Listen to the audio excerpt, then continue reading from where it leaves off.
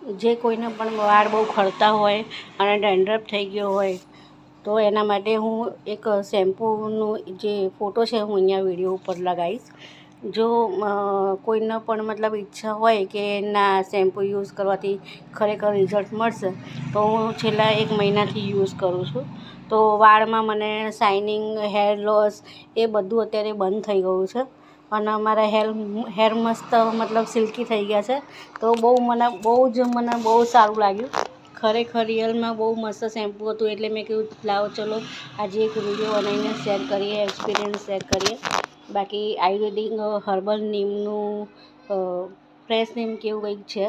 તો જે કોઈને પણ એવું લાગે કે ના મારે યુઝ કરીને ટ્રાયલ લેવું છે તો મતલબ આ શેમ્પૂ છે બધી જગ્યાએ મળી જશે.